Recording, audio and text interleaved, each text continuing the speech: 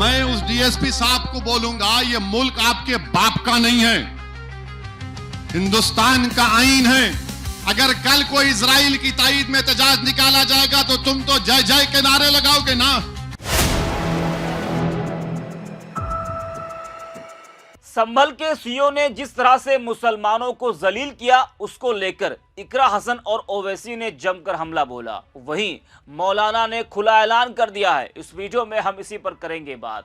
नमस्कार, 4 PM पर आप सभी का स्वागत है। दोस्तों, पीस कमेटी की बैठक, नाम सुनते ही दिमाग में एक ऐसी तस्वीर बनती है जहां प्रशासन और समाज के लोग बैठकर आपसी समझ, भरोसा और सौहार्द की बात करते हैं।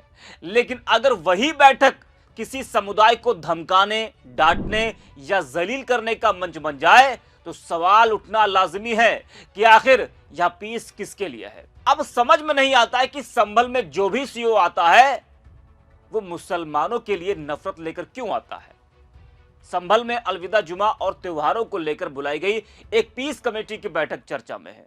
बैठक में सीओ कुलदीप कुमार की कही कुछ बातें अब बहस का विषय बन गई है। उस पर जमकर बवाल मचा हुआ है। जी हां, दरअसल ईरान इजराइल के बीच जारी युद्ध का असर भारत में साफ दिखाई दे रहा है। अमेरिका इजराइल हमले में मारे गए ईरान के सुप्रीम लीडर आयतुल्लाह खमेनी की मौत हो गई, जिसको लेकर भारत के शिया मुसलमानों में जमकर आक्रोश है। कई जगह प्रदर्शन हुआ। वहीं देश के कई हिस्सों में शिया सुन्नी दोनों समाज के लोगों ने जमकर प्रदर्शन किया। अमेरिका इजराइल के खिलाफ नारेबाजी की, दोनों का पुतला फूंका गया। उसी को लेकर सीओ संभल कुलदीप कुमार ने मुसलमानों को पीस कमेटी की बैठक में कहा कि ईरान के लिए छाती पीटने वालों का बढ़िया इलाज करूंगा, सड़क पर नमाज पढ़ी तो जेल में डाल दूंगा। जंग 2 देशों में हो रही है, लेकिन खुजली यहां हो रही है कुछ लोगों को। ईरान की रील बनाई तो रेल बना दूंगा। ज्यादा परेशानी हो रही है तो वह लोग जहाज में बैठकर ईरान जाए और वहीं पर ईरान की तरफ से लड़ाई लड़े। वैसे सीओ ने मीटिंग में शांति की बात तो नहीं की, लेकिन खुद हिंसात्मक बातें करने लगे। जी हां, सीओ कुलदीप की इस भाषा से आपको पुराने वाले संभल सीओ अनुज चौधरी जी याद आ गए होंगे। उनकी भी भाषा कुछ ऐसी ही थी। उन पर भी कई बड़े आरोप लगे थे। जी हां, उन्होंने भी तो पीस कमेटी की बैठक में एक बार कहा था ना कि जुमा 52 बार आता है, होली साल में 1 बार, और किसी को रंग से परेशानी हो तो वह घर में रहे। उनके उस बयान पर भी जमकर बवाल मचा हुआ था। अब मौजूदा संभल सीओ कुलदीप कुमार जो मुसलमानों को पीस कमेटी में खुलेआम धमका रहे हैं, ध्वज दिखा रहे हैं। शायद उन्होंने पहले से सोच रखा था कि पीस कमेटी की बैठक के नाम पर बुलाएंगे और मुंह पर जलील करेंगे, फजीहत करेंगे, उसकी वीडियो बनेगी, वीडियो सोशल मीडिया पर वायरल होगी और हम लाइमलाइट में आ जाएंगे, मीडिया की सुर्खियां बन जाएंगे। उस पर विपक्ष जमकर उन पर हमलावर हो गया है। सीओ कुलदीप कुमार के बयान पर सपा सांसद इकरा हसन का बड़ा बयान सामने आया है। उन्होंने कहा कि इस तरह के बयान समाज में तनाव पैदा करने वाले हैं और इससे अमन चैन बिगड़ सकता है। उन्होंने कहा कि मैं निंदा करती हूं, अमन चैन खराब करने की कोशिश है या सरकार के इशारे पर इस तरीके का बयान दे रहे हैं। तो इकरा हसन ने आरोप लगाया कि कुछ अधिकारी सरकार के दबाव में इस तरह के बयान दे रहे हैं, जिससे माहौल खराब करने की कोशिश की जा रही है। जी हाँ, तो इकरा हसन का ये बड़ा बयान आपको हमने बताया। आज सत्ता की आंखों में आंख डालकर पत्रकारिता करना मुश्किल हो गया है। हम पर मुकदमों से लेकर चैनल को बंद करने का दबाव कई बार बनाया गया और अभी भी बनाया जा रहा है। मुश्किल दौर है, लेकिन हम हार नहीं मानेंगे। इसलिए 4 PM को आप सभी लोग ज्वाइन करें और निष्पक्ष पत्रकारिता को जिंदा रखने के लिए जितना हो सके हमारा आर्थिक सहयोग भी करें। उम्मीद है कि आपके सपोर्ट से ये जंग भी हम जीत पाएंगे।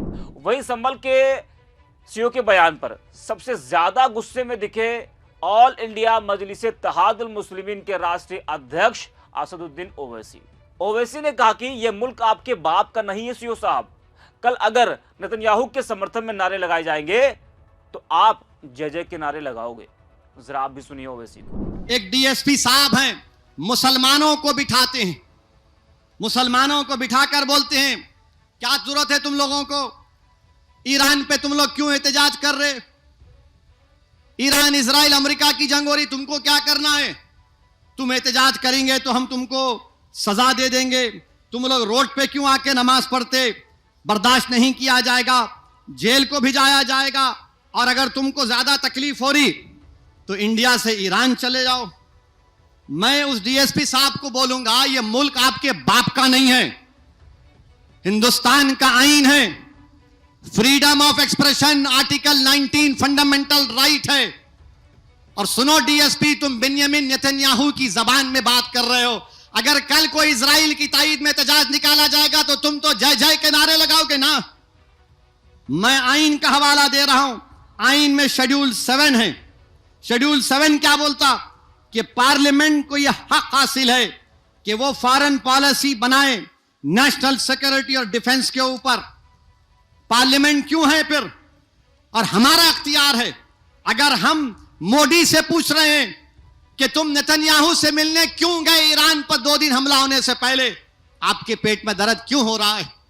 मोदी क्यों गए थे? क्योंकि नेतन्याहू जो जहन्नम का कुत्ता है, जिसने 70,000 फलस्तीनियों का जेनोसाइड किया, वो पूरी बैनुल अक़वामी सतह पर आइसोलेट हो चुका था, तो मोदी उसके लिए गए थे। तो देखा और सुना आपने। वैसे संभल सीओ के बयान को देखा जाए तो सीओ साहब ने सत्ताधारी नेताओं और संविधान की शपथ लेकर कानून व्यवस्था संभालने का वादा करने वाले अधिकारियों के बीच का फर्क खत्म कर दिया है।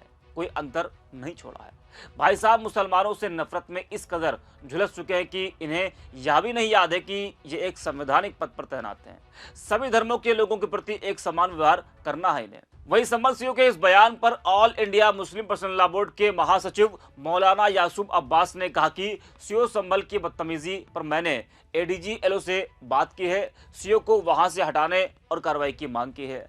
हम अपने रहनुमा की मौत पर गम मना रहे हैं, सीओ बदतमीजी कर रहा है। इससे पहले अनुज भी गदा लेकर मुसलमानों को थ्रेट कर रहे थे, ये भी मुसलमानों को थ्रेट कर रहे हैं। जरा आप भी सुनिए मौलाना को। संभल के सीओ ने जिस तरीके से ईरान और आयतुल्लाह खामनाई को लेके पीस कमेटी की मीटिंग में वर्गर लैंग्वेज का इस्तेमाल किया है।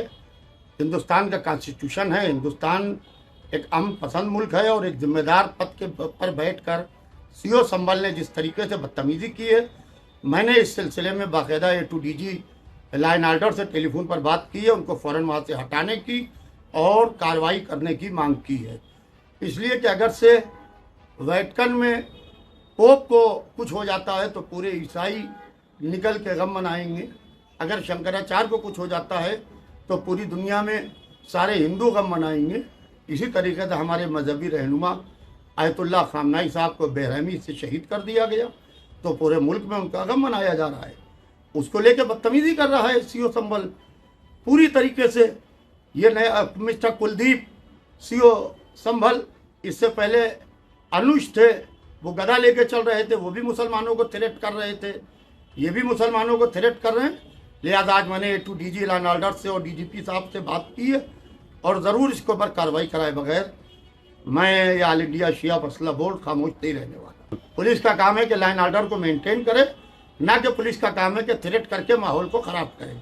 ये तो पुलिस पूरी तरीके से माहौल ख़राब कर रही है। तो सुना आपने, संभल सीओ की भाषा पर इस वक्त जमकर बवाल मचा हुआ है, उन पर कई आरोप लग रहे हैं। तो सुना आपने, संभल सीओ की भाषा पर इस वक्त जमकर बवाल मचा हुआ है, उन पर कार्रवाई की मांग की जा रही है।